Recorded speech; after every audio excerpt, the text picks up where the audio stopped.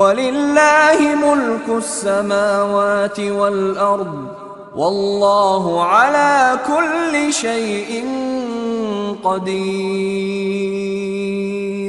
إِنَّ فِي خَلْقِ السَّمَاوَاتِ وَالْأَرْضِ وَاخْتِلَافِ اللَّيْلِ وَالنَّهَارِ لَآيَاتٍ لِأُولِي الْأَلْبَابِ الذين يذكرون الله قياما وقعودا وعلى جنوبهم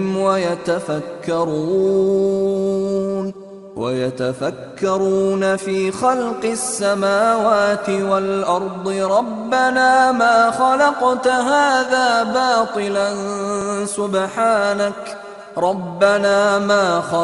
هذا باطلا سبحانك فقنا عذاب النار ربنا إنك من تدخل النار فقد أخزيته وما للظالمين من أنصار. ونستعينه ونستغفره ونعوذ بالله من شرور أنفسنا ومن سيئات أعمالنا من يهده الله فلا مضل له ومن يضلل فلا هادي له وأشهد أن لا إله إلا الله وحده لا شريك له وأشهد أن محمدا عبده ورسوله أما بعد فإن خير الحديث كتاب الله وخير الهدي هدي محمد صلى الله عليه وسلم وشر الأمور محدثاتها وكل محدثة بدعة وكل بدعة ضلالة وكل ضلالة في النار. قال الله تبارك وتعالى أيحسب الإنسان أن يترك سدى.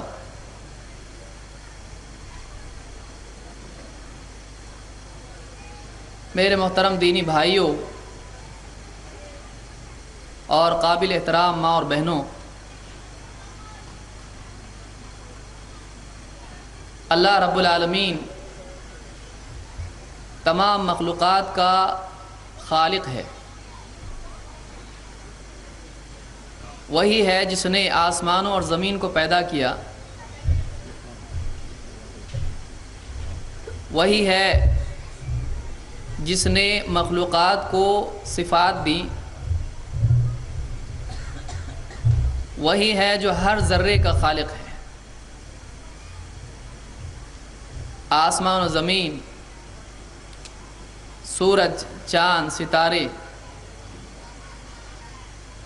ہوا، پانی، مٹی، آگ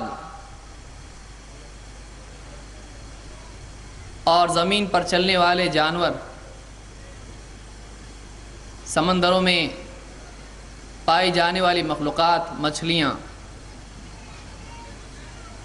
اور چرند و پرند، ساری چیزیں، ان تمام مخلوقات کا پیدا کرنے والا اکیلا اللہ رب العالمین ہے۔ وہی ہے جس نے چیزوں کو پیدا کیا، ان کو صفات دیں، ان کی حاجات پیدا کی اور ان کی ضرورتوں کی، ان کی حاجات کی تکمیل کا انتظام بھی کیا۔ وہی ہے جس نے مخلوقات کے لیے مقاصد اور حاجات دونوں پیدا کیے، ہر چیز کو ایک مقصد کے لیے پیدا کیا اور کائنات کے نظام میں اس کا ایک رول، اس کی ایک ڈیوٹی مقرر کی ہے۔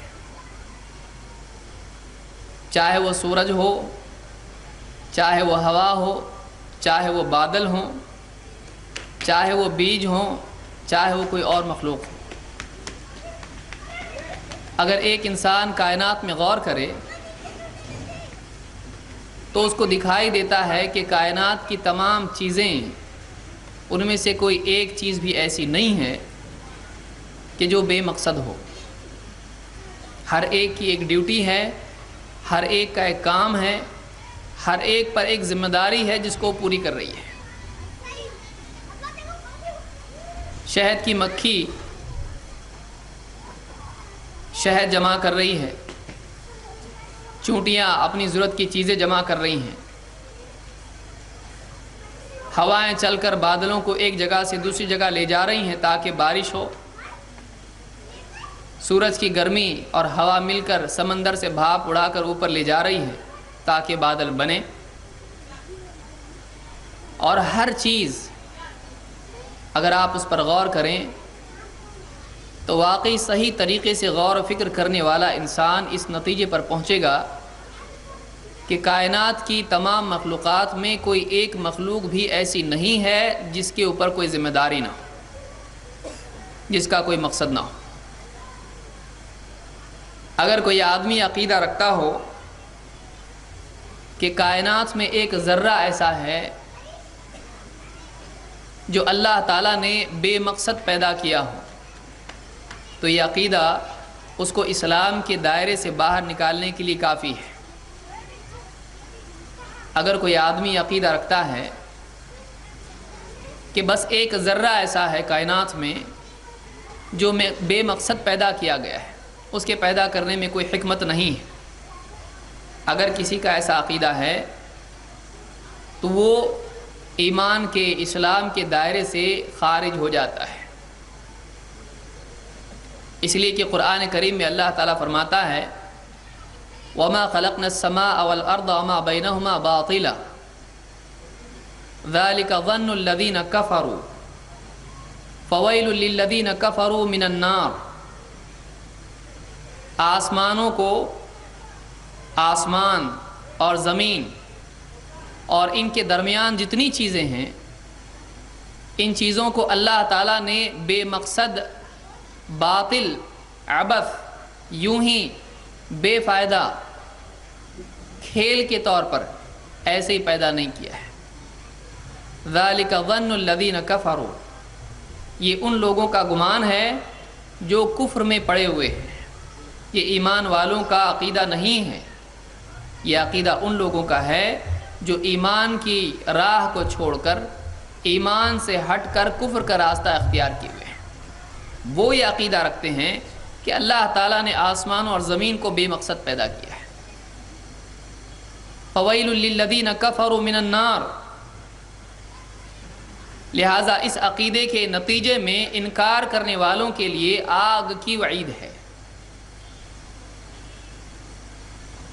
ام نجعل الذین آمنوا وعملوا الصالحات کالمفسدین فی الارض ام نجعل المتقین کالفجار۔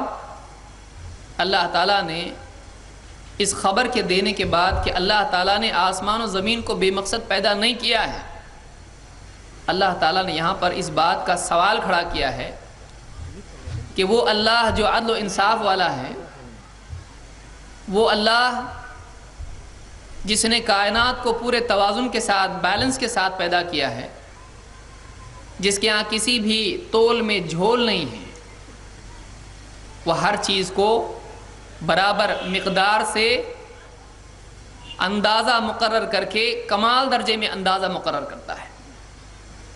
وہ اللہ جس نے انسان کے جسم میں توازن پیدا کیا، جس نے پرندوں کو اڑنے کے اعتبار سے متوازن بنایا، جس نے سورج، چاند، ستاروں کے لیے مدار مقرر کیے، جس نے کائنات میں آسمان و زمین کے درمیان فاصلوں کو برابر رکھا، جس نے ہر چیز کے لیے برابر مناسب مقدار مقرر کی، جس کے ہاں عدل و انصاف ہے، وہ اللہ اتنی بڑی مخلوق، انسان کو، آسمان و زمین کو اور یہ سارے کارخانے کو یوں ہی پیدا کر دے، یہ ممکن نہیں ہے، یہ اللہ کا قاعدہ نہیں ہے، یہ اللہ کی مشیت نہیں ہے، یہ اللہ کی چاہت نہیں ہے، اللہ کے علم و حکمت اور اس کے عدل کے تقاضے کی خلاف یہ بات ہے۔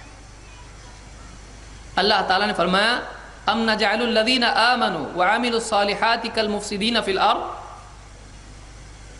کیا ایمان لانے والوں کو، نیک عمل کرنے والوں کو اور ان لوگوں کو جو زمین میں فساد اور بگاڑ پھیلاتے ہیں، کیا ہم برابر کر دیں گے؟ کیا دونوں کا انجام برابر ہوگا؟ وہ لوگ جو دنیا بھر میں اپنی زندگی گزارتے ہیں ایمان کے ساتھ، حقائق کے اعتراف کے ساتھ، اللہ کی بڑائی کو مانتے ہوئے، اللہ کی بات کو تسلیم کرتے ہوئے، اللہ کی تمام باتوں پر، رسول کی باتوں پر یقین کرتے ہوئے جیتے ہیں، وہ آزاد روی کی بجائے انکار اور ناشکری کی بجائے وہ ایمان کا راستہ، یقین کا راستہ، توکل کا راستہ اور اللہ اور اس کے رسول کی باتوں کو تسلیم کرنے کا راستہ اپناتے ہیں، اور نہ صرف یہ کہ اس پر یقین کرتے ہیں بلکہ اپنی عملی زندگی میں اللہ اور اس کے رسول کی باتوں کو نافذ کرتے ہیں، جو ایمان اور نیک عمل والی زندگی جیتے ہیں، کیا ان لوگوں کو ہم ان کے برابر کر دیں گے جو زمین میں بگاڑ اور فساد پھیلاتے ہیں؟ یہ سوال ہے۔ ام نجعل المتقین کالفجار، ام نجعل المتقین کالفجار، کیا ہم پرہیزگار، برائیوں سے بچنے والے، حرام کاریوں سے بچنے والے، اللہ سے ڈرنے والے، گناہوں سے پوری زندگی بچتے رہنے والے ان متقیوں کو، پرہیزگاروں کو، تقوی شعار لوگوں کو کیا ہم ان لوگوں کے برابر کر دیں گے جو گناہوں میں دوڑے پھرتے ہیں، جو اللہ کی حدوں کو پار کر جاتے ہیں، جو گناہ پر گناہ کرنے کو اپنی زندگی کا شعار بنا لیتے ہیں؟ کیا ان دونوں کو ہم برابر کر دیں گے؟ اللہ کا عدل اس بات کا تقاضا کرتا ہے کہ اچھے کو اچھا بدلہ ملے اور برے کو اس کی برائی کی سزا ملے۔ آج دنیا میں اچھے اور برے ملے ہوئے ہیں۔ آج ایک ہی بستی، ایک ہی گھر، ایک ہی شہر، ایک علاقہ، پوری دنیا میں کوئی ایسی لکیر نہیں ہے کہ اچھے اس پار ہوں اور برے اس پار ہوں۔ ایک خاندان میں، ایک گھر میں بھی ایسے لوگ ہوتے ہیں کہ کچھ اچھے ہوتے ہیں، کچھ برے، کچھ ایمان والے، کچھ کفر والے، کچھ صراط مستقیم پر، ہدایت پر، کچھ گمراہی پر۔ سب کے سب آپس میں ملے ہوئے ہوتے ہیں، آپس میں جینے والے ہوتے ہیں، اس لیے کہ ابھی فیصلہ نہیں ہوا ہے۔ ایک دن آنے والا ہے کہ ابدی طور پر ہمیشہ ہمیشہ کے لیے ایک فیصلہ اور ایک تفریق ہونے والی ہے۔ قیامت کے دن اللہ تعالیٰ کی طرف سے اعلان کیا جائے گا، وَامْتَازُوا الْيَوْمَ أَيُّهَا الْمُجْرِمُونَ، اے جرم کرنے والو، اے مجرموں، آج تم الگ ہو جاؤ۔ تم دنیا کی زندگی میں نیک لوگوں کے ساتھ جیتے رہے، ان کے لیے بارش ہوتی تھی، اناج اگتا تھا، تم بھی فائدہ اٹھا لیتے تھے، اللہ کی رحمتیں نازل ہوتی تھیں مادی اعتبار سے، اس میں ان کے ساتھ رہنے کی وجہ سے تم بھی استفادہ کر لیتے تھے۔ جو لذتیں اللہ تعالیٰ نے پیدا کی ہیں آزادی کی وجہ سے اور امتحان کی مہلت کی وجہ سے، جو چھوٹ تمہیں دی گئی تھی، تم دنیا میں اس کو لوٹتے رہے، لذتیں اڑاتے رہے۔ لیکن آج وہ دن آ گیا ہے کہ واقعی وہ انسان جس نے اپنی لذتوں کو رب العالمین کے لیے ترک کیا اور اس کی شریعت کو، اس کے حکموں کو اپنی زندگی میں نافذ کیا، آج لذتیں اس کے لیے ہیں جس نے لذتیں چھوڑی تھی۔ آج لذت اس کے لیے ہے جس نے اللہ کی رضا کی خاطر لذتوں کو چھوڑ کر اس کی رضا کے لیے مشقتوں کو اپنایا تھا۔ آج نفس کو، چاہتوں کو مارنے والے کو لذت ملے گی، آج پابند جینے والے کو آزادی ملے گی، آج برداشت کرنے والے کے لیے تکلیفیں ہٹائی جائیں گی، آج دنیا میں غم کو سینے میں لیے پھرنے والے کے لیے ہمیشہ ہمیشہ کی خوشی کا پروانہ دیا جا رہا ہے۔ وَامْتَازُوا الْيَوْمَ أَيُّهَا الْمُجْرِمُونَ، اس نعمت میں دنیا میں تم شریک تھے، کھانا پینا، لباس، گھر، عزت، ڈگری، مال، دولت، سب کچھ ملتا تھا۔ اب نہیں، اب مہلت ختم، آزادی ختم، لذتیں بھی ختم۔ اب واقعی لذت کا حقدار وہ ہے جس نے اپنے رب کو دنیا کی زندگی میں راضی کیا۔ وَامْتَازُوا الْيَوْمَ أَيُّهَا الْمُجْرِمُونَ، اے مجرموں، آج تم الگ ہو جاؤ۔ وہی لوگ جو دنیا میں موج مستی کرنے والے تھے اور ایمان والوں کی پریشانی کو دیکھ کر، دینداروں کی پریشانی اور تنگی اور غم اور تکلیفوں کو دیکھ کر اتراتے تھے کہ دیکھو تم سے اچھے تو ہم ہیں، کیا ملتا ہے دینداری پر، کیا دیا اللہ نے تم کو، پریشانی میں جی رہے ہو، آزاد ہو جاؤ، کاہے کی آخرت، کاہے کی جنت، کاہے کی جہنم، قبریں کھود کے دیکھ لو کچھ بھی نہیں ہے۔ ایسا بولنے والے قیامت کے دن دیکھیں گے کہ وہی چیزیں جو اتنی چھپی ہوئی تھیں کہ انکار کا داعیہ ان میں پیدا ہو گیا، ان کا غیب میں ہونا ان کے لیے اس بات پر ان کو آمادہ کرنے لگا کہ وہ اس کو معدوم سمجھیں، اس کو انکار کرنے لگے، ہے ہی نہیں ایسا۔ لیکن جب قیامت کا دن آئے گا تو ساری چھپی ہوئی چیزیں فوراً سامنے آ جائیں گی۔ فَكَشَفْنَا عَنْكَ غِطَاءَكَ فَبَصَرُكَ الْيَوْمَ حَدِيدٌ، آج تیری نگاہوں کا پردہ ہم نے ہٹا دیا، آج تیری نگاہ بڑی تیز ہو گئی ہے۔ وہی چیزیں جو غیب میں چھپی ہوئی تھیں، ایک دن آنے والا ہے کہ وہ ساری چیزیں دنیا کی دیکھی جانے والی چیزوں سے زیادہ نمایاں ہو کے سامنے آ جائیں گی، اتنی سامنے آ جائیں گی کہ انکار کی گنجائش تو کیا، انکار کرنے والا ہکا بکا رہ جائے گا۔ نگاہیں اوپر کی اوپر اٹھی کی اٹھی رہ جائیں گی، سارا انکار دھرا کے دھرا رہ جائے گا۔ وہ اپنے آپ کو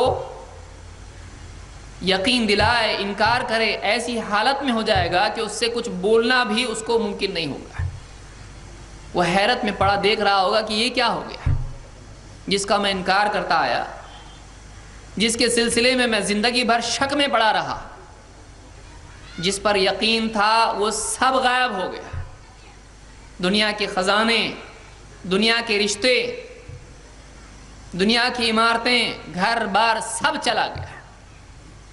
ساری زمین، یوم تبدل الارض غیر الارض والسماوات وبرزوا للہ الواحد القہار، اس دن زمین دوسری زمین سے اور آسمان دوسرے آسمان سے بدل دیا جائے گا، سب نظام نئے سر سے، سب ختم کر دیا گیا، ساری عمارتیں زمین دوز کر دی گئی، سارے رشتے ختم۔ یوم یفر المرء من اخیہ وامہ وابیہ وصاحبتہ وبنیہ، ماں باپ بھائی بہن بیوی بچے کوئی کسی کا نہیں۔ اس دن آدمی کو معلوم ہوگا کہ واقعی میری زندگی کا مقصد کچھ اور تھا، میں نے اپنی زندگی کو کھیل تماشے میں لگایا، میں نے اپنی زندگی کو ان چیزوں میں لگایا جو پرائمری نہیں تھی، جو مقصود نہیں تھی۔ میں نے مقصد کو چھوڑ کے اپنی مہلت، اپنی صلاحیت، اپنی تمام چیزوں کو برباد کیا اپنی حاجت پر، جس کے پورا کرنے کا ذمہ خود اللہ نے لیا تھا، اور جس کی ذمہ داری مجھ پر ڈالی گئی تھی، جس کو بطور مقصد مجھ کو دیا گیا تھا، میں نے تو دھیان ہی نہیں دیا اس کی طرف۔ آپ بتائیے کہ ایک آدمی ناکام ہو جائے اور اصلاح کا موقع بھی ختم ہو جائے، اس سے بڑی مفلسی کیا ہو سکتی ہے، اس سے بڑی حسرت انسان کے لیے کیا ہو سکتی ہے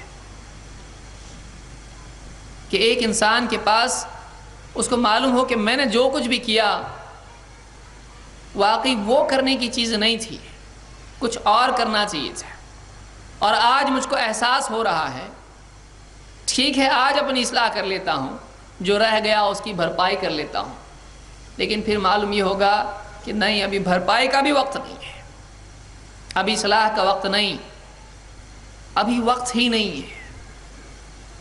ربنا ابصرنا وسمعنا، اس وقت میں اللہ سے کہیں گے کہ اے اللہ ہم نے دیکھ لیا، ہم نے سن لیا، وہ باتیں جو چھپی ہوئی تھیں آج ہماری نگاہوں کے سامنے اب دکھائی دیا۔ ہاں، الذین یؤمنون بالغیب، جو لوگ غیب پر ایمان رکھتے تھے، ہم انکار کرتے تھے، اب سب سامنے ہے، اب دکھائی دے رہا ہے، اب جنت بھی دکھائی دے رہی ہے، اب جہنم بھی سامنے ہے، اب قیامت کا دن بھی ہے، اب فرشتے بھی ہیں، اب عاجزی بھی سامنے آ گئی، اب معلوم ہوا کہ واقعی مقصد زندگی کا کیا تھا، اور ہم نے سن لیا واقعی کہ حق کیا ہے، باطل کیا ہے، اللہ کے نزدیک واقعی حق کیا ہے، کیا کرنا چاہیے کیا نہیں کرنا چاہیے، کیا اللہ کو پسند ہے کیا پسند نہیں ہے، اب سمجھ میں آ گیا ہمیں۔ فرجعنا نعمل صالحا انا موقنون، اے اللہ ہم کو واپس لوٹا دے، دنیا میں ایک بار ہم کو بھیج دے، ہم نیک عمل کر کے آتے ہیں، اب ہم کو یقین آ گیا وہ کام جو پوری زندگی ہم چھوڑے آئے ہیں ایک بار پھر سے ہم کو دنیا میں واپس لوٹا دے، اور کچھ نہیں۔ وہاں جنت نہیں مانگ رہے ہو، وہاں اللہ سے جنت نہیں مانگ، کیونکہ استحقاق ہی نہیں ہے، اب پتہ چل چکا ہے کہ ہماری زندگی اس لائق نہیں ہے کہ جنت مانگے، کہ جرم کے بعد انعام کو مانگنا ڈریں گے وہ اس سے، پوری زندگی مجرمانہ ہے۔ ام نجعل المتقین کالفجار، اس وقت مانگیں گے کہ اللہ تھوڑا سا وقت ہم کو دے دے، وہ زندگی جو آج ہم یہاں دنیا میں پائے ہوئے ہیں ہم کو آلریڈی ملی ہوئی ہے، یہی موقع جو آج ہمارے پاس ہے، قیامت کے دن لوگ یہی موقع مانگیں گے جو ہم کو مل چکا ہے،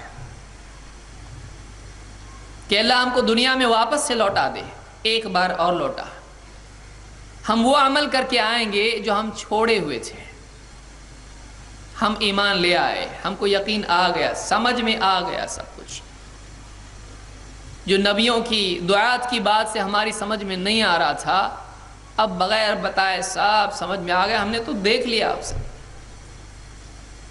لیکن اللہ کی طرف سے دوبارہ موقع ملنے والا نہیں ہے، اللہ کی طرف سے دوبارہ موقع نہیں ملے گا۔ وَهُمْ يَسْتَرِخُونَ فِيهَا، جہنم میں ان کو ڈال دیا جائے گا، اور وہ اس میں تکلیف کی شدت کی وجہ سے پکاریں گے، چیخیں گے۔ آپ سوچئے کہ ایک آدمی چیختا کب ہے؟ جب تکلیف اس کی برداشت سے باہر ہو جاتی ہے۔ یہاں راحت سے جینے والا، یہاں اللہ کے حکموں کو توڑ کے لذتیں اٹھانے والا وہاں پہ چیخے گا۔ وَهُمْ يَسْتَرِخُونَ فِيهَا رَبَّنَا أَخْرِجْنَا نَعْمَلْ صَالِحًا غَيْرَ الَّذِي كُنَّا نَعْمَلْ، اے اللہ ہم کو یہاں سے نکال دے، ہم وہ عمل کر کے آتے ہیں، ہم پھر سے وہ عمل کر کے آئیں گے جو ہم نہیں کرتے تھے، ان اعمال کی بجائے جو ہم کرتے آئے ہم وہ عمل کریں گے جو تجھ کو راضی کرنے والا ہے۔ ہم عمل کرتے ہیں، ان کو وہاں معلوم ہوگا کہ واقعی عمل کرنے کا موقع ہم نے ضائع کیا ہے، زندگی ضائع کی، اور زندگی میں وہ عمل کرنا چاہیے تھا جو جہنم سے بچاتا ہے، وہاں سمجھ میں آئے گا، ایک وقت کی قدر سمجھ میں آئے گی، دوسرے کوشش کی اہمیت معلوم ہوگی۔ اے اللہ ہم کو یہاں سے نکال دے، ہم وہ عمل کر کے آتے ہیں جو ہم نہیں کرتے تھے، غیر الذی کننا نعمل، جو کرتے تھے اس کو چھوڑ کے وہ کریں گے جو کرنا چاہیے تھا۔ معلوم ہوا کہ انسان کی بہت بڑی جہالت یہ ہے، اور ناکامی کے اسباب میں سے سب سے بڑا سبب یہ ہے کہ ایک آدمی وقت کی قدر نہ کرے اور اپنی کوششوں کو جہاں لگانا ہے وہاں لگانے کی بجائے غلط جگہ لگائے۔ دو نعمتیں ہم کو ملی ہیں، ایک وقت اور اس وقت کو استعمال کرنے کی صلاحیت، عمل کی قوت۔ اللہ کے نبی صلی اللہ علیہ وسلم کی حدیث میں بھی آپ نے سنا ہوگا، نعمتان مغبون فیہما کثیر من الناس، دو نعمتیں ہیں، اور ان دو نعمتوں کے سلسلے میں انسانوں کی ایک بہت بڑی تعداد ہے، کثیر من الناس، بہت سارے لوگ ہیں جو ان دو نعمتوں کے سلسلے میں خسارے میں ہیں، مغبون جس کو تجارت میں دھوکہ ہو جائے، اور وہ دو نعمتیں کیا ہیں؟ الصحۃ والفراغ، صحت مندی اور فارغ وقت۔ وقت ملا ہے عمل کے لیے، صحت ملی ہے عمل کے لیے، یہ دو صلاحیتیں آدمی برباد کرے گا، قیامت کے دن پھر سے اللہ سے مانگے گا، اے اللہ ہم کو یہاں سے نکال دے۔ جہنم سے نکال، ہم وہ عمل کر کے آتے ہیں جو ہم نے نہیں کیے، ایک مہلت دے ہم کو، لوٹا دے، دنیا میں تھوڑا سا وقت دے ہم کو۔ لیکن اللہ کی طرف سے موقع ملنے والا نہیں، اس لیے کہ اللہ کی طرف سے اعلان ہوگا اولم نعمرکم ما یتذکر فیہ من تذکر، اولم نعمرکم ما یتذکر فیہ من تذکر، کیا ہم نے تم کو اتنی عمر نہیں دی تھی کہ جس میں ہوش میں آنے والا اگر چاہے تو ہوش میں آ جائے، نصیحت پر غور کرنے والا اگر چاہے تو غور کر لے، متنبہ ہونے والا اگر نیت اور ارادہ کر لے تو اس کو تنبیہ ہو جائے، کیا اتنی عمر نہیں دی تھی؟ اور اگر خود سے تم کو تنبیہ نہیں ہو سکتی تھی، وجاءکم النذیر، تمہارے پاس خبردار کرنے والے بھی تو آئے تھے، تم کو جگانے والے بھی آئے تھے، تم کو اللہ کی طرف سے ڈراوا سنانے والے آئے تھے، کیا تم کو اتنی عمر نہیں ملی کہ تم اس میں غور و فکر کر کے اپنی اصلاح کر لو؟ کیا تمہارے پاس تم کو اپنی بے ہوشی سے، تمہارے نشے سے، دنیا کا نشہ، مال کا نشہ، جوانی کا نشہ، عہدے کا نشہ، عزت کا نشہ، لذتوں کا نشہ، اس سے تم کو جھنجھوڑ کے جگانے والے آئے کہ نہیں آئے؟ آئے تھے، لیکن انہوں نے ان کو نظر انداز کر دیا۔ فذوقوا فما للظالمین من نصیر، اب چکھو، ظالموں کا کوئی مددگار نہیں ہے، تم نے خود اپنے اوپر ظلم کیا ہے، تم نے اپنے آپ کو ہلاکت میں ڈالا، تم نے جن اسباب کو چنا وہ تمہاری اپنی ہلاکت کے تھے، تم نے اپنے مقصد کو بھلا کر زندگی گزاری، تم نے مقصود اس کو نہیں بنایا جو اللہ نے مقصد تم کو دیا تھا، تم نے اپنی مرضی سے مقصد چنا، تم نے ان چیزوں کو مقصود بنایا جس کو اللہ کا انکار کرنے والے، آخرت کا انکار کرنے والے، اسلام اور رسول کا انکار کرنے والے اپنے لیے مقصد بناتے ہیں۔ تم نے ان کی زندگی دیکھی، تم نے ان کو دیکھ کر اپنی زندگی کا مقصد طے کیا، تم نے رسول کو نہیں دیکھا، تم نے اللہ کے فرمان کو نہیں دیکھا، رسول کی زندگی نہیں دیکھی، رسول کی تعلیمات تم نے نہیں دیکھی، تم نے من مانی کی۔ اب تم چاہتے ہو کہ وہاں من مانی کر کے یہاں بھی چاہت پوری ہو، ایسا نہیں ہو سکتا ہے۔ اگر وہاں تم اپنی چاہت کا گلا گھونٹ دیتے، اللہ کی رضا کی خاطر، اللہ کی خاطر بھوکے رہ لیتے روزوں کی شکل میں، اللہ کی خاطر مال کی محرومی محسوس کر لیتے، برداشت کر لیتے زکوٰۃ اور حج کی صورت میں، اللہ کی خاطر اپنی نیند کو ترک کرتے، اپنے آرام، اپنی تجارت سے نکل کر اس کے آگے اپنے سر کو سجدے میں جھکاتے، ٹکاتے، اللہ کی خاطر اپنی آزادی کو چھوڑ کر سب سے منہ پھیر کے اس کی طرف ہو جاتے ہیں۔ وَاذْكُرِ اسْمَ رَبِّكَ وَتَبَتَّلْ إِلَيْهِ تَبْتِيلًا، سارے معبودوں کو چھوڑ کر اسباب و وسائل کو وسائل سمجھتے ہوئے اللہ کو رب اور اللہ کو مالک اور معبود بناتے ہیں، اور اپنی عقل کو اور اپنی چاہت کو اپنا امام بنانے کی بجائے رسول کو تم اپنا امام بناتے، شہادتین کے اقرار اور اس کے تقاضوں کی تکمیل کے طور پر، تو تمہارا یہاں پر تم کو انعام ملتا ہے۔ تم تو کچھ بھی کر کے نہیں آئے، تم نے آزاد روی اختیار کی، تم نے کہاں اپنے آپ کو جھکایا، اللہ کے آگے نہیں جھکایا، تم نے اپنے مال کو نفس کی تسکین کے لیے استعمال کیا، تم نے اللہ کے حکموں کو توڑا، محرمات میں اپنی صلاحیتوں کو، مال کو، اسباب و وسائل کو خرچ کیا، تم تو لذتوں میں جیتے رہے، وہاں بھی لذت یہاں بھی لذت، ایسے کیسے ہو سکتا ہے؟ خصوصاً وہ لذت جو اللہ تعالیٰ کی چاہت کے خلاف ہو، یہاں کیسے لذت مل سکتی ہے؟ فذوقوا فما للظالمین من نصیر، اب چکھو، ظالموں کا کوئی مددگار نہیں۔ انسان اپنے اوپر خود ظلم کرتا ہے، انسان خود ظالم ہے، اس لیے کہ جو نہیں کرنا ہے جب کرتا ہے تو اپنے اوپر ظلم کر لیتا ہے۔ آدم علیہ السلام کے قصے میں آپ دیکھیں، اللہ تعالیٰ نے بتایا اس پیڑ کے قریب مت جانا، وَلَا تَقْرَبَا هَذِهِ الشَّجَرَةَ فتکونا من الظالمین، اس پیڑ کے قریب مت جانا، نتیجہ یہ ہوگا کہ تم ظالموں میں سے ہو جاؤ گے، یعنی تم خود اپنے اوپر ظلم کر بیٹھو گے۔ یہ جو جنت ہے، یہ جو راحت ہے، اس سے تم کو نکلنا پڑے گا، محرومی برداشت کرنی پڑے گی، تھوڑی لذت کی خاطر اتنی بڑی لذت کو کھونا پڑے گا۔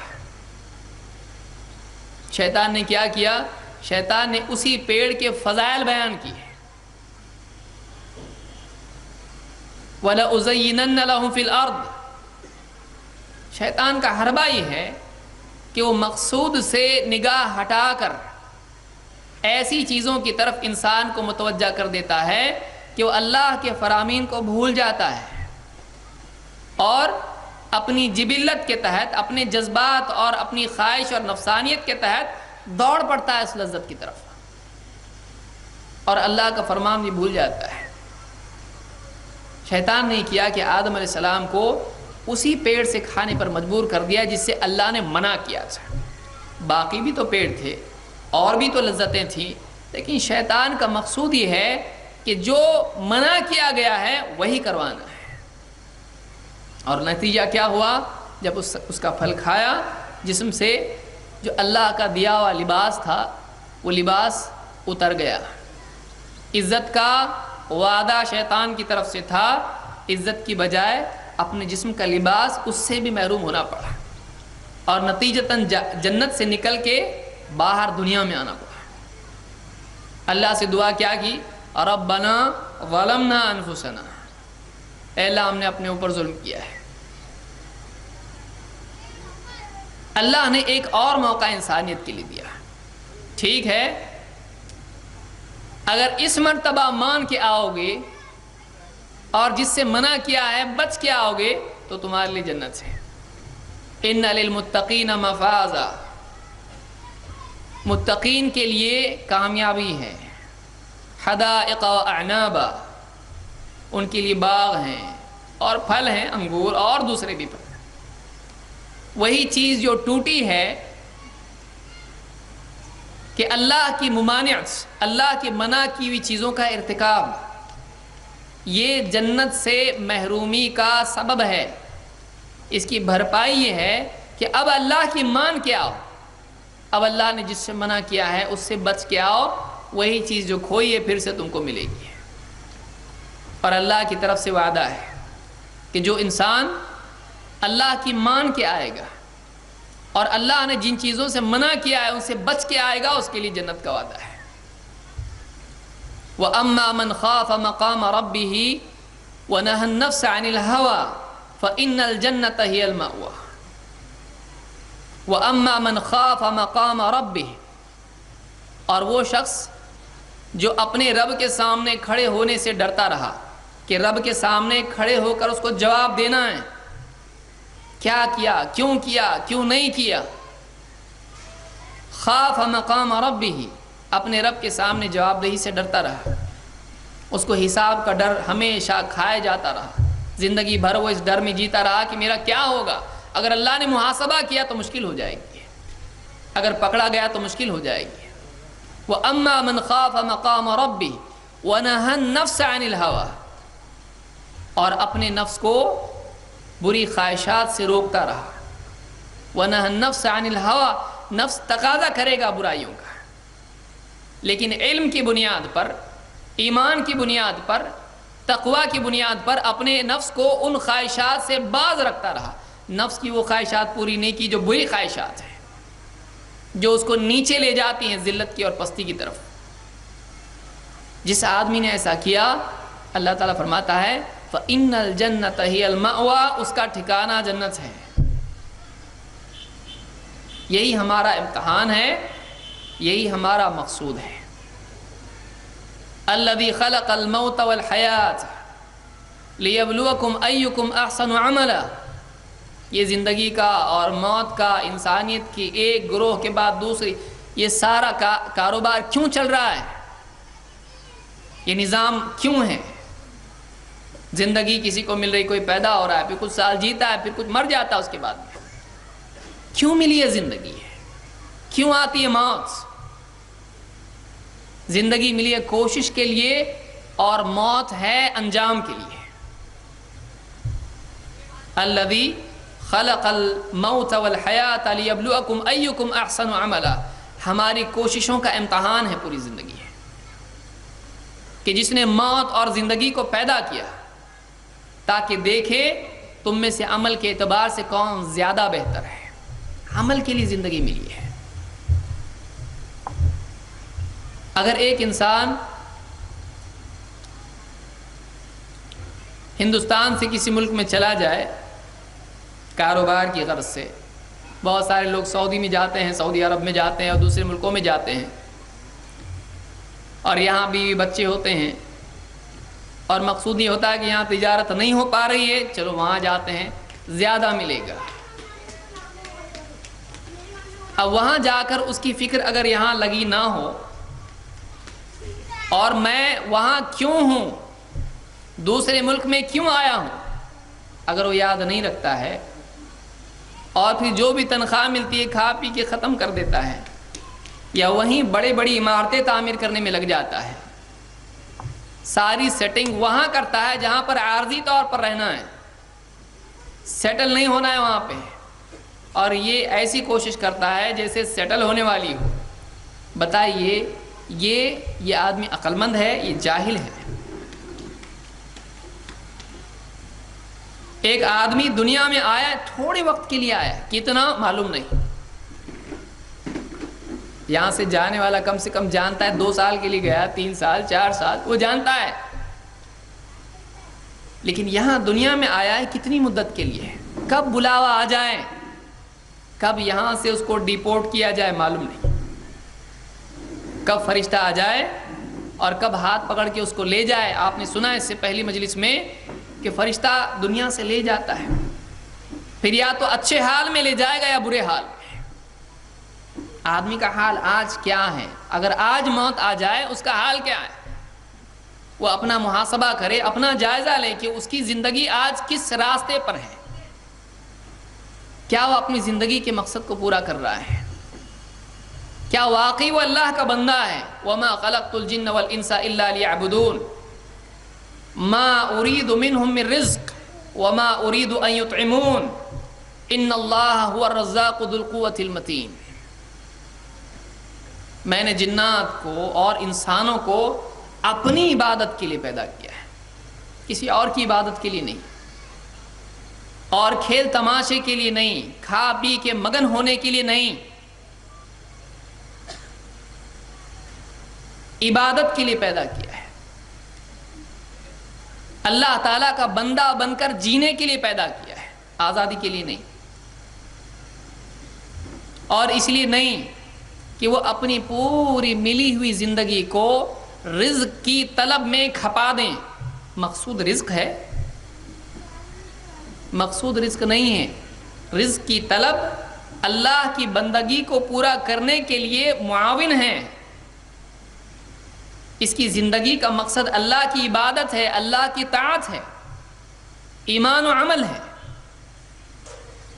رزق کی طلب اس کے لیے سپورٹ ہے، کھائے پیے تاکہ اللہ کی عبادت کرے، گھر بنائے، سب کچھ کرے. کیوں؟ تاکہ اللہ کے حکموں کو پورا کر سکے. یہ مقصود نہیں ہے. مقصود کی تقویت کے لیے وسائل ہیں، مقصود کی تکمیل کے لیے ذرائع ہیں. لیکن اگر ایک آدمی انہی کو مقصد بنا لے اور مقصد کو چھوڑ دے تو اس کی قسمت میں ناکامی کے سوا کیا ہو سکتا ہے؟ وہ مخلوق جس کو اللہ تعالیٰ نے اپنی بندگی کے لیے پیدا کیا، جس کو پیشانی بنائی، جس کو گھٹنے بنائے، جس کو ہتھیلیاں بنائی، اس کو بندہ اپنا بنایا، اس کا جسم کا ہر عضو اپنے لیے بنایا، وہ اگر اللہ کو چھوڑ کے روٹی اور بوٹی کے پیچھے بھاگنے لگے، اس نے اپنے جسم کو ذلیل کیا، اس نے اپنے آپ کو ذلیل کیا. اگر وہ اعمال کی بجائے مال کو مقصود بنا لے، اس نے اپنے آپ کو ذلیل کیا. لقد خلقنا الانسان فی احسن تقویم. انسان کو ہم نے بہترین ڈھانچے میں پیدا کیا کیونکہ وہ اللہ کے لیے پیدا کیا گیا ہے. ثم رددناه اسفل سافلین. لیکن اگر واقعی وہ اس مقصود کو پورا نہ کرے تو اتنا گر جاتا ہے کہ گرے ہوئے سے بھی گر جاتا ہے. اسفل سافلین اخلاقی اعتبار سے دنیا میں اور سزا کے اعتبار سے آخرت میں، جہنم میں. زندگی کا مقصد ہے، اور وہ مقصد کیا ہے؟ وہ اللہ کی ایک مقصد تو دیکھیے انفرادی سطح پر ہے، ہر آدمی کو مقصد دیا گیا ہے. ایک مقصد اجتماعی سطح پر ہے، ایک مقصد ہے انفرادی سطح پر، اور ایک ہے امتی ہونے کے اعتبار سے. دو نسبتیں ہماری ہیں، ایک نسبت اللہ سے ہے اور ایک نسبت بندوں سے، یا آپ رسول سے بھی کہہ سکتے ہیں. اللہ کی نسبت سے ہماری ذمہ داری یہ ہے کہ ہم اللہ کی عبادت کریں، اللہ کی عبادت میں کسی کو شریک نہ کریں، اللہ کی عبادت میں اخلاص کے ساتھ، مجاہدے کے ساتھ دوام اختیار کریں. وَاعْبُدْ رَبَّكَ حَتَّى يَأْتِيَكَ الْيَقِينُ. ایک دو دن عبادت کر لی، ایک دو دن 4-5 حکم پورے کر لیے، اللہ کے رمضان آیا دیندار بن گئے، رمضان گیا بے دینی کی چادر اوڑھ لی، نہیں. وَاعْبُدْ رَبَّكَ حَتَّى يَأْتِيَكَ الْيَقِينُ. اپنے رب کی عبادت کرتا رہ یہاں تک کہ تجھ کو یقین موت آ جائے. موت تک اللہ کا بندہ بنا رہنا، قانت بنا رہنا، دوام کے ساتھ مسلسل اللہ کی بندگی کو اپنی زندگی کے لیے سانس کی طرح بنانا کہ اس کے چھوڑنے کا تصور آدمی نہیں کر سکتا ہے. کوئی چھوڑنے کے لیے کہے تو اس پر ہنسے گا، کوئی چھوڑنے کی چیز ہے، میری حیات اس پر ہے. جسمانی حیات جیسے سانس پر ہے، روحانی اور قلب کی حیات اللہ سے تعلق اور اللہ کی طاعت سے ہے. دوام کے ساتھ اللہ کی فرما برداری کرتا رہے. ایک اللہ کی نسبت سے ہماری یہ ذمہ داری ہے. دو، محمد رسول اللہ صلی اللہ علیہ وسلم کا امتی ہونے کے اعتبار سے یا انسانیت کے اعتبار سے، مخلوق کے اعتبار سے، بندوں کے اعتبار سے ہماری نسبت ہے. وہ نسبت کیا ہے؟ کنتم خیر امۃ اخرجت للناس. امت کے اعتبار سے، مجموعی اعتبار سے یہ ذمہ داری ہے. وہ فرد کے اعتبار سے ہے کہ اللہ کے سامنے ہر آدمی قیامت کے دن کھڑا ہوگا برہنہ، اس سے اس کا حساب لیا جائے گا. یوم یقوم الناس لرب العالمین. ہر ایک سے اس کی زندگی کا حساب ہوگا. دوسری نسبت ہے امت کے اعتبار سے پوری امت کے اوپر ذمہ داری ڈالی گئی ہے. وہ یہ کہ ساری انسانیت آج گمراہی میں بھٹک رہی ہے. اپنے پیدا کرنے والے کو پہچاننے کے اعتبار سے وہ نہیں جانتی کہ اس کو کس نے پیدا کیا ہے، کون پوری کائنات کا نظام چلا رہا ہے. اللہ کو چھوڑ کر، اس ایک پیدا کرنے والے کو چھوڑ کر وہ کہیں اور جا رہے ہیں، کسی اور کے آگے جھک رہے ہیں جن کو انہوں نے خود بنایا ہے. جو خود محتاج ہیں ان کے آگے یہ خود ان کو جھک کے ان کو اپنے سے زیادہ بڑا مرتبہ دے کر اپنا معبود بنائے ہوئے ہیں، اور وہ اپنے رہبر کو نہیں جانتے ہیں. وَمَا أَرْسَلْنَاكَ إِلَّا كَافَّةً لِلنَّاسِ بَشِيرًا وَنَذِيرًا وَلَكِنَّ أَكْثَرَ النَّاسِ لَا يَعْلَمُونَ. اے نبی، ہم نے آپ کو سارے لوگوں کے لیے خوشخبری دینے والا اور ڈراوا سنانے والا بنا کر بھیجا ہے، نذیر بنا کر بھیجا ہے. بشیر اور نذیر، خوشخبری اور خبردار کرنے کے لیے. لیکن انسانیت کی اکثریت اس بات کو جانتی نہیں ہے. ساری انسانیت کو آگاہ کیا جائے کہ کوئی ہے جو ان کا پیدا کرنے والا ہے، جو ان کا رب ہے، جس کے آگے وہ جواب دیں. قیامت کا دن آنے والا ہے جس دن زندگیوں کا فیصلہ ہوگا، یا تو جنت ہے یا جہنم ہے. اس جہنم سے بچنے کے لیے، اس جنت کو پانے کے لیے ایک شخصیت ہے جس کا انتخاب اللہ نے ہمارے لیے کیا ہے. وہ محمد عربی صلی اللہ علیہ وسلم ہے. یا آپ عرب میں پیدا ہوئے، آپ کو اللہ تعالیٰ نے ساری انسانیت کے لیے، کسی ایک ملک کے لیے نہیں، کسی ایک زمانے کے لیے نہیں، قیامت تک کے انسانوں کے لیے، چاہے وہ ہندوستان ہو یا کوئی دنیا کا عرب ہو، کوئی بھی علاقہ ہو، سب کے لیے آپ رسول ہیں. آپ کے طریقے پر، آپ کی تعلیمات پر، آپ نے جو سکھایا اس پر چل کر ہی آدمی جنتی بن سکتا ہے، اس پر چل کر ہی، آپ کے راستے پر چل کر ہی اللہ کو خوش کر سکتا ہے۔ اور وہ تو بات کی چیز ہے کہ جنت ملے گی، اگر دنیا میں سکون چاہیے، اگر دنیا میں بھلائی چاہیے، اگر دنیا میں انسان کو انسان بنانے کا کوئی ایجوکیشن ہے تو محمد صلی اللہ علیہ وسلم کی تعلیمات سے۔ لیکن کس کو معلوم ہے؟ خود مسلمان کو کتنا معلوم ہے؟ مسلمان دوسری قوموں کو دیکھ کر، ان کی مادی ترقی کو دیکھ کر ان کی اخلاقیات اپنا رہا ہے، ان کی سائنس کی ترقی دیکھ کر ان کی تہذیب کو بھی اپنا رہا ہے، اور محمد صلی اللہ علیہ وسلم کی تعلیمات اور آپ کی سنتیں، آپ کے احکام کو پس پش ڈال رہا ہے۔ اس پر ذمہ داری ہے کہ وہ معلوم کرے اور سکھائے۔ بلغ عنی ولو آیا، ایک آیت ہی کیوں نہ پہنچاؤ، ایک آیت ہی کیوں نہ پہنچاؤ۔ مسلمانوں پہ ذمہ داری ہے، امت ہونے کے اعتبار سے ایک بہت بڑی ذمہ داری ہے۔ ساری انسانیت، کیا قصور ہے ان لوگوں کا؟ ان کو نہیں معلوم ہے ذمہ دار ہم ہیں، ان کو نہیں معلوم ہے۔ ان کو امن کے ساتھ میں، نرمی اور شفقت کے ساتھ میں، پیار محبت کے ساتھ میں انسانیت کی تعلیم، وہ تعلیم جو اللہ کی طرف سے دی گئی ہے، وہ ساری قوموں کو دینے کی ذمہ داری مسلمانوں پر ہے۔ لیکن مسلمان کا حال کیا ہے؟ اس کے گھر میں معلوم نہیں ہے نبی کا نام کیا ہے، اس کے گھر میں معلوم نہیں ہے کہ اسلام کی بنیادی تعلیم اشہد ان لا الہ الا اللہ و اشہد ان محمد رسول اللہ، اس کے معنی کیا ہیں، اس کے معنی کیا ہیں، اس کے تقاضے کیا ہیں، یہ پڑھنے کے بعد کرنا کیا پڑتا ہے، بچنا کس چیز سے پڑتا ہے، اس کو نہیں معلوم ہے۔ دوسری قوموں کو کیا بتائے گا؟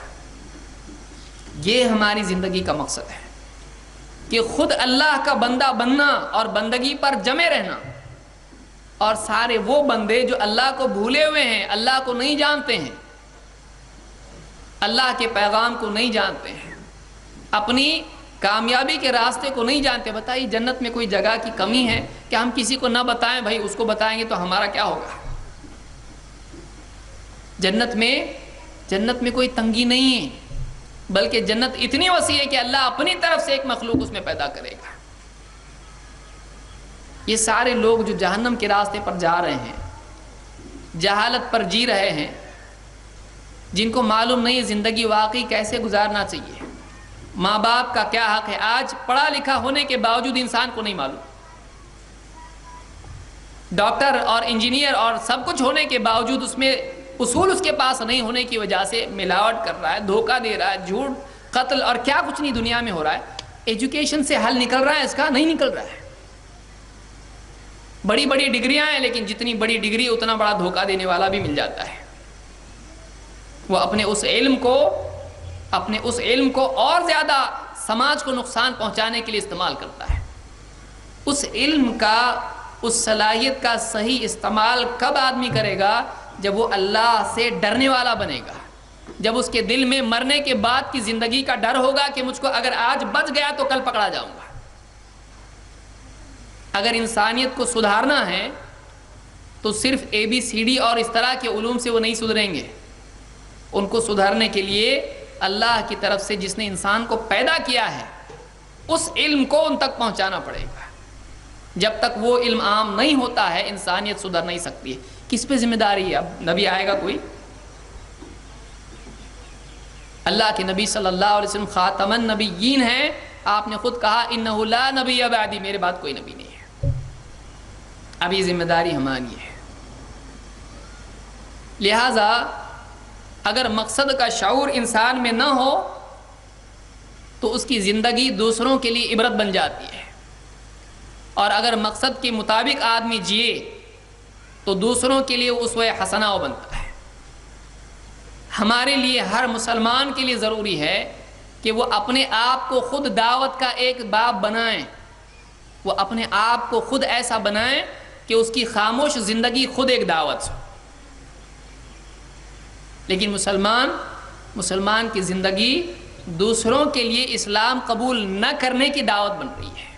ارے مسلمان تو ایسا ہوتا ہے تو اسلام بھی ایسا ہوگا، نہیں چاہیے ہم کو اسلام۔ کیا یہ بے عملی، بے دینی جو دوسروں کے دین پر آنے کے لیے رکاوٹ بن رہی ہے، کیا فی نفسی خود یہ ایک گناہ نہیں ہے؟ بتائیے، قابیل نے کیا تھا، نہیں کیا، اس نے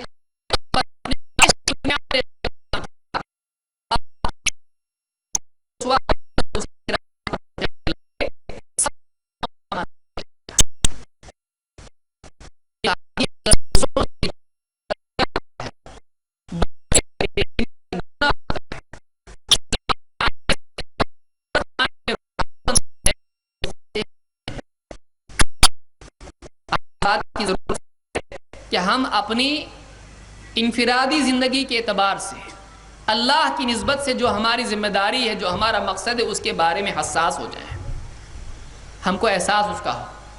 اور دوسرے یہ کہ ہم انسانیت کے اعتبار سے ساری انسانیت جو آج گمراہی کی طرف، برائی کی طرف جا رہی ہے، اور اس کو معلوم نہیں کیا کرے کہ ساری دنیا اچھی ہو جائے، سمجھ میں نہیں آ رہا کسی کو، بہت فارمولے استعمال کرنے، سب پھیل جا رہا ہے۔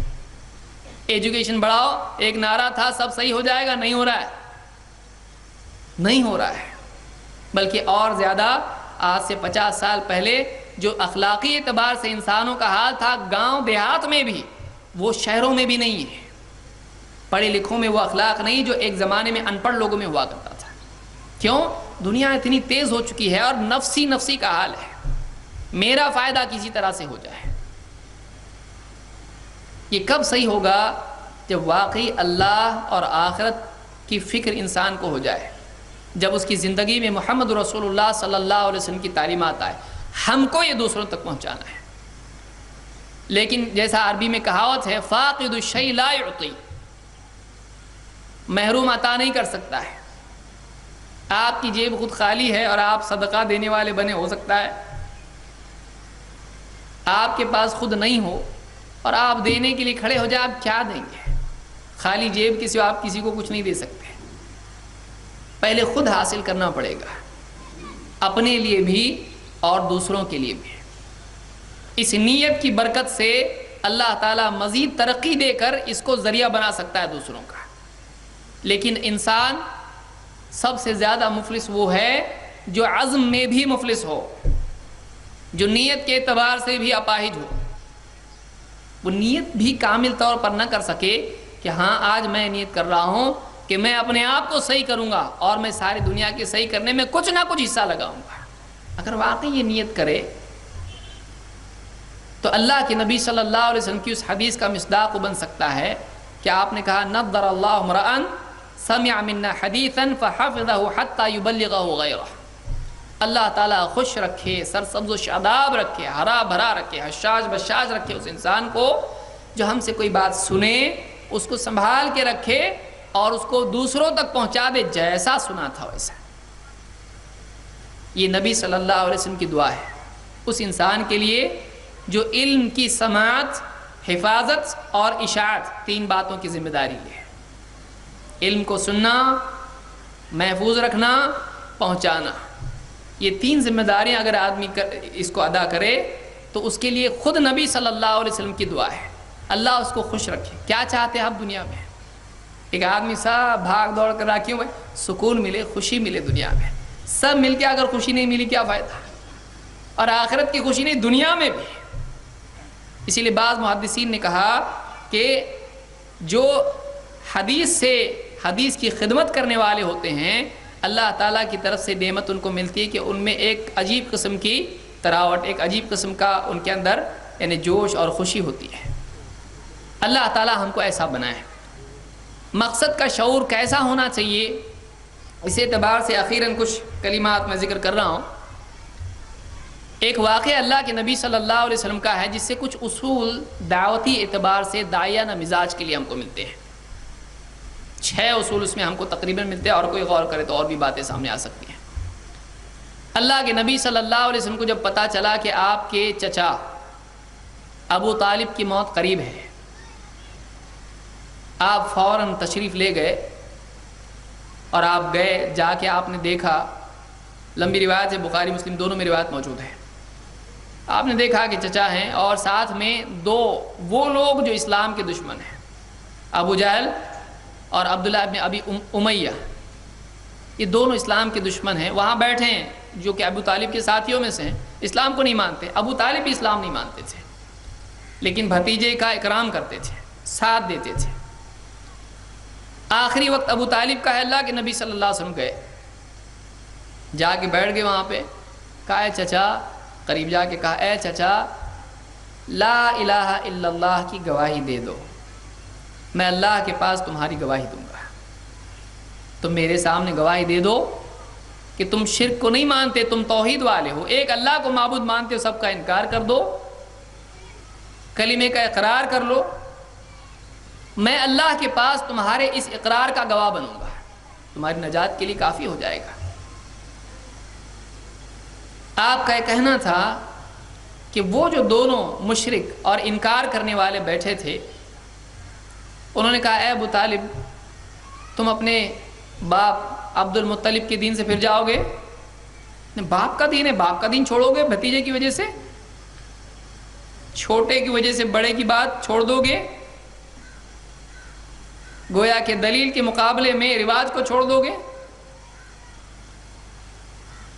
آپ صلی اللہ علیہ وسلم مسلسل یہی بات کرتے رہے، اے چچا لا الہ الا اللہ کا اقرار کرو، میں اللہ کے پاس تمہارا گواہ بن جاؤں گا، اور وہ اپنی بات کرتے رہے۔ باپ دادا کا دین چھوڑ دو گے اس کی وجہ سے؟ باپ دادا کا دین چھوڑ دو گے؟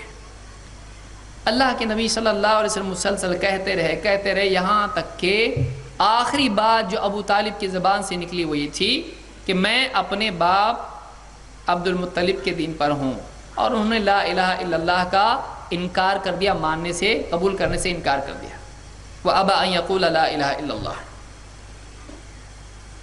جب ابو طالب کی موت اسی حال میں ہو گئی تو اللہ کے نبی صلی اللہ علیہ وسلم نے کہا میں تمہارے لیے مغفرت کی دعا کروں گا، یہاں تک کہ مجھے خود منع نہ کر دیا جائے۔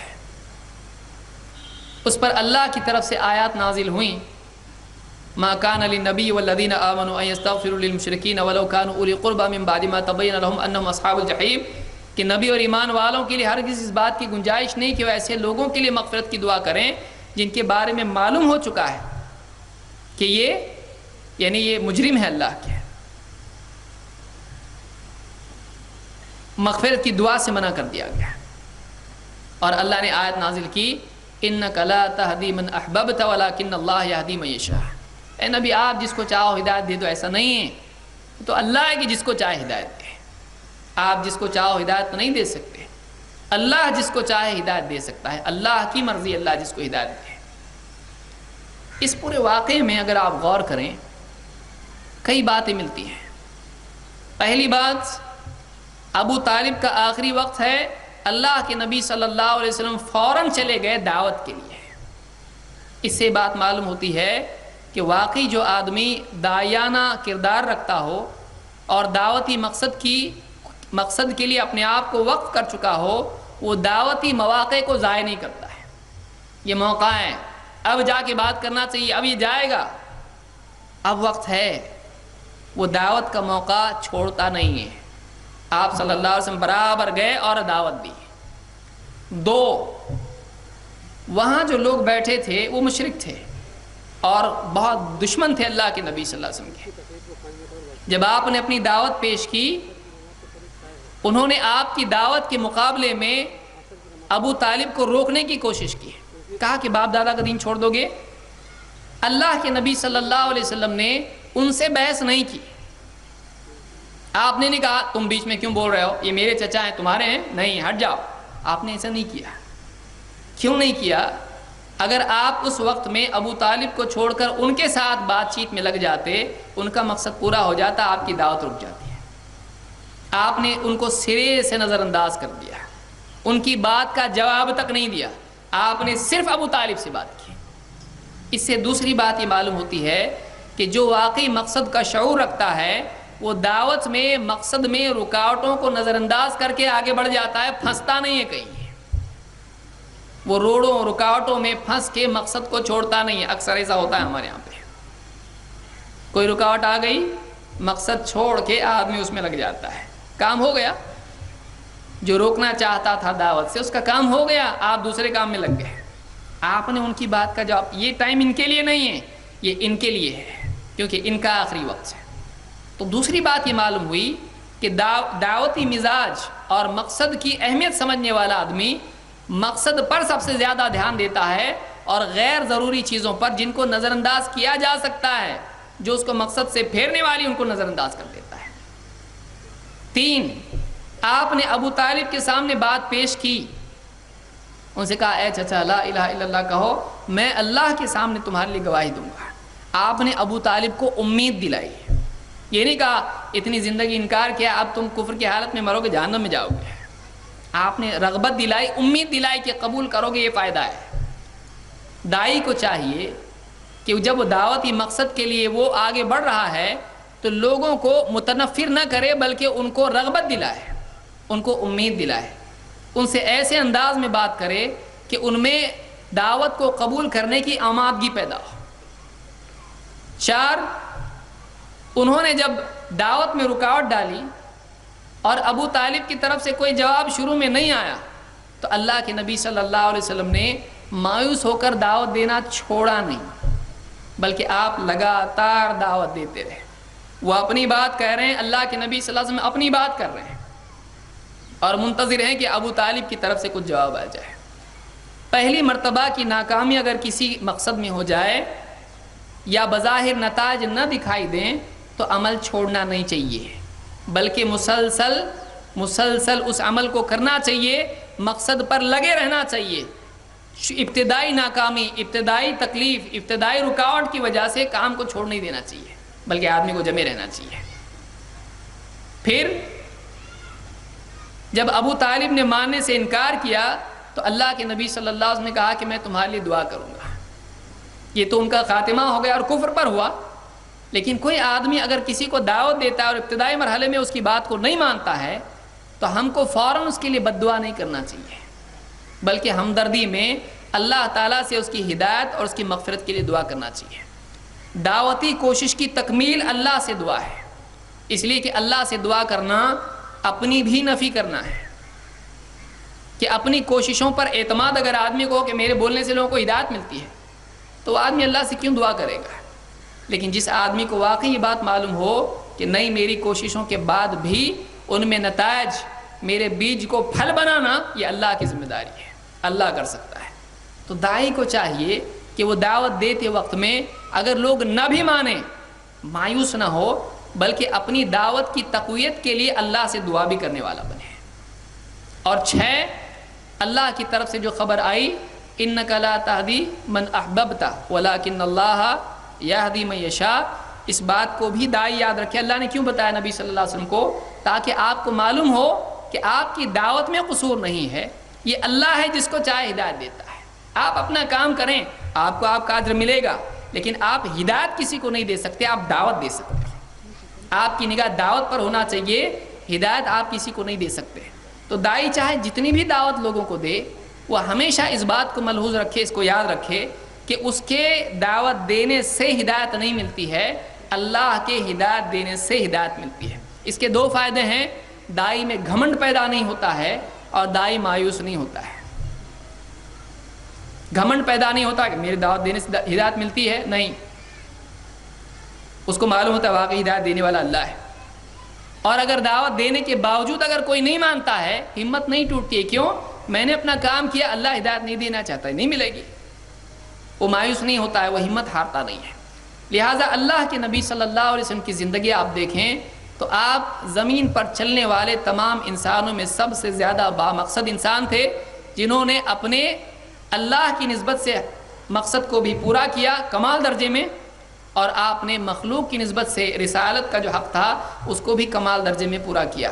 لہٰذا ایک آدمی کو چاہیے کہ اگر واقعی وہ اللہ کے رسول صلی اللہ علیہ وسلم پر ایمان رکھتا ہے تو آپ کو اپنی ظاہری و باطنی اور زندگی کے تمام مرحلوں کے اعتبار سے ہر مرحلے میں آپ کو اپنا اسوہ اور نمونہ بنائیں۔